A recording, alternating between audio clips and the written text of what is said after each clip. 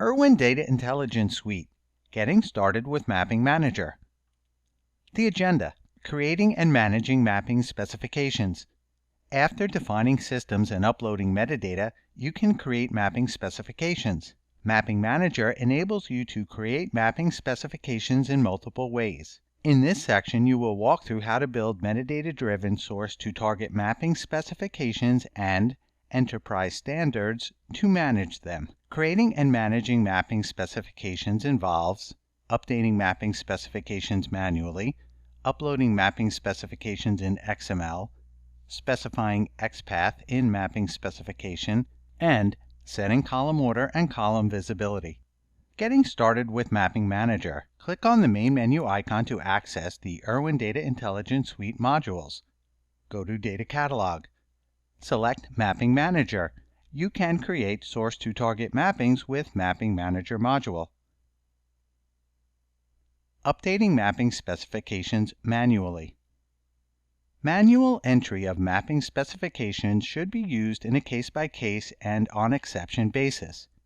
After creating mapping specifications, you can update mapping specifications manually. Under the Workspace Mappings pane, click the required map. The Mapping Specification grid appears. Click on Edit Specifications tab. Double-click a required cell and update its value. Select a row. Use Control key to select multiple rows in the Mapping Specification grid and right-click a required cell. The menu items are explained here. Uploading mapping specifications in XML. You can upload a mapping specification to a project in the XML format. You can either use an existing XML file or export it from a suitable project. Ensure that the XML file follows the correct template. For more information on exporting a mapping specification in XML, refer to the Exporting Mapping Specification into Proprietary XML Format topic. Under the Workspace Mappings pane, right-click the required project. The Upload Legacy page appears. Drag and drop or select the XML file to upload. Click here to upload. The Upload Mapping Manager XML page appears. Update mail comments and click here to upload. Specifying Xpath in mapping specifications. Xpath is a potential path expression in an XML document.